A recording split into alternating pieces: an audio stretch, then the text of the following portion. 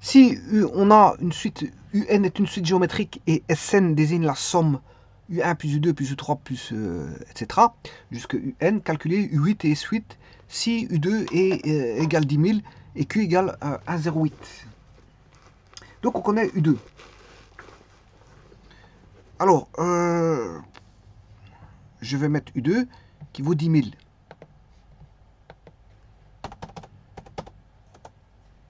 Voilà, U2.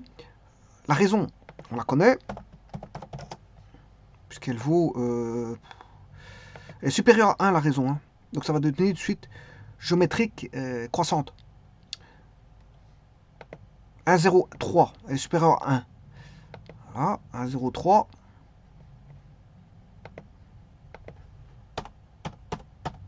Alors, vous aurez compris que à partir de 10 000, bon, pour trouver le terme U1, il suffit de diviser voilà, celui-là, 10 000, par la raison.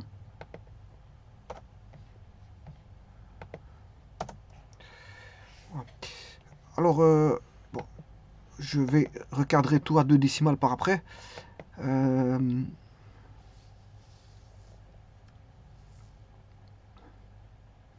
Bon, les suivants.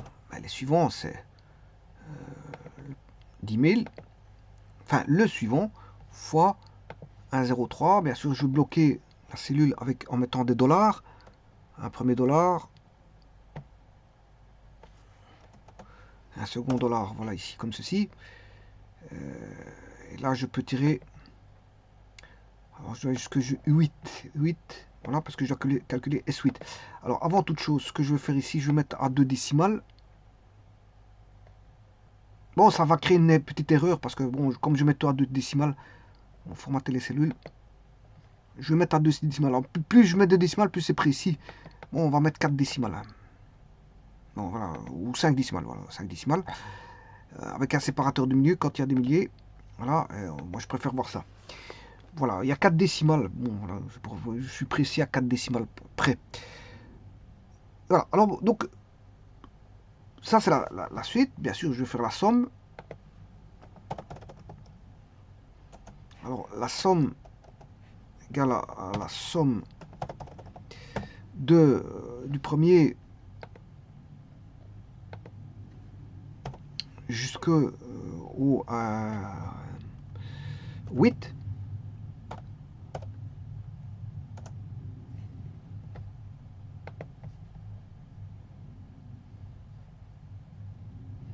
Où est le peigne? Le peigne est ici. Voilà, je vais formater de la même façon. Voilà, et ça, c'est la somme, 86 000. Voilà. Alors, comment faire ce calcul? Eh bien, de deux choses l'une. Je peux passer par le premier terme. Bon, comment on connaît U2?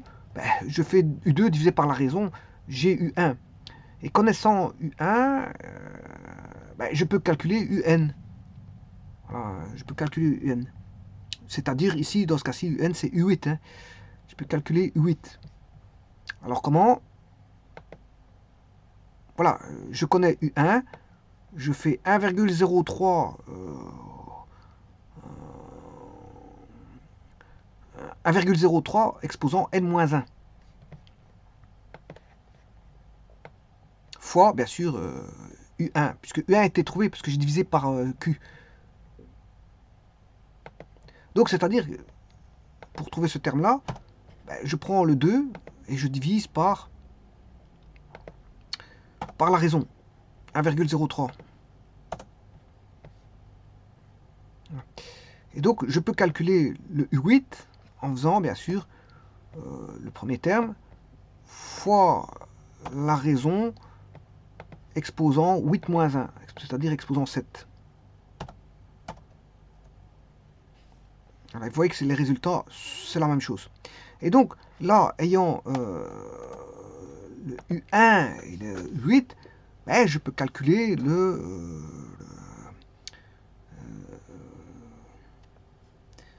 comment on appelle ça, la somme.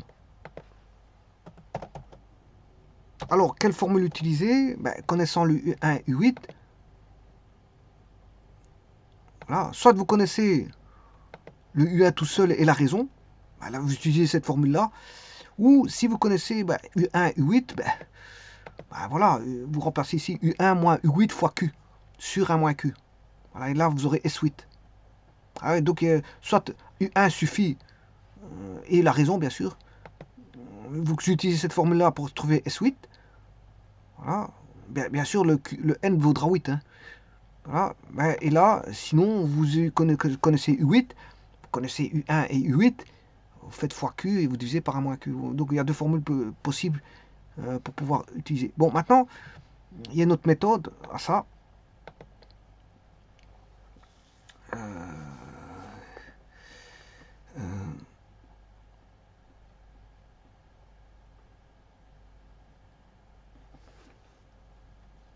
Je peux calculer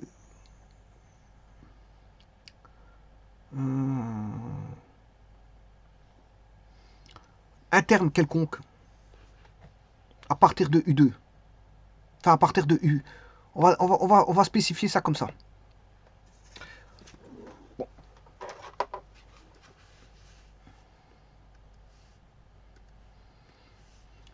Alors, j'écrirai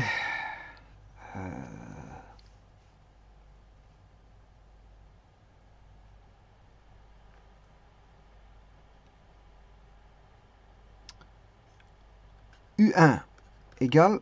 U1, c'est U1. Donc, bon, là, il n'y a rien à faire. U2 égale U1 fois Q. U3 égale U2 fois Q. U4 égale U3 fois Q. U5 égale U4 fois Q. Là, bien sûr, par rapport à U1, ce sera U1 fois Q, c'est-à-dire U1, parce que ça c'est U2, U1 fois Q carré. Là, ce sera U1, U2 fois Q, mais U2 c'est U1 Q carré fois Q, c'est-à-dire U1 Q cube. Voilà. Mais ça, c'est par rapport à U1. Alors, si je veux me ramener par rapport à, je vais en faire un dernier, U4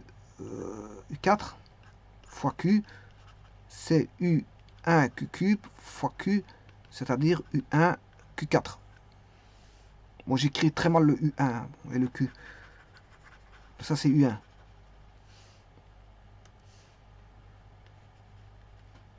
Et celui-ci, c'est U1. Et celui-ci, c'est Q. Alors, je vais exprimer un quelconque des valeurs par rapport à un autre au-dessus. Oui, ici, on a une suite croissante, hein, je vous le dis tout de suite. Pourquoi? Parce que la raison est plus grande que 1. 1,03. Donc, la suite est croissante.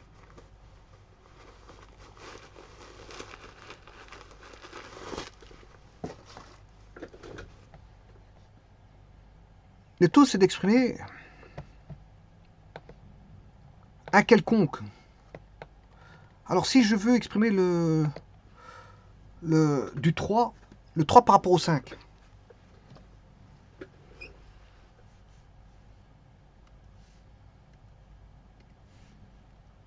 Alors, U3 par rapport à U5. Bon, ça veut dire que j'aurai U4.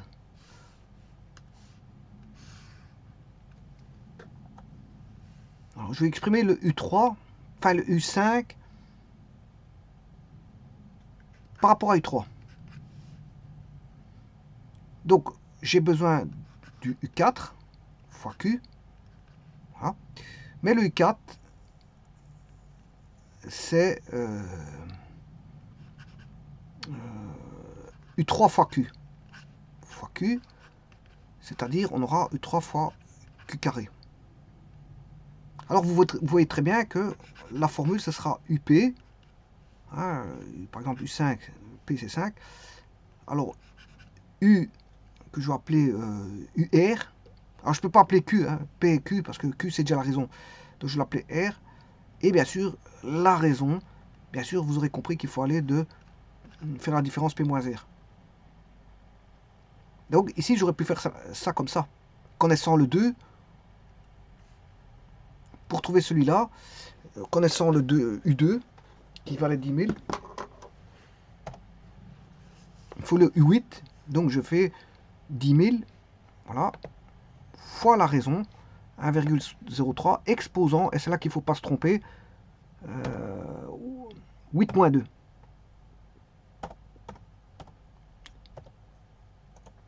Voilà, et on a la même chose.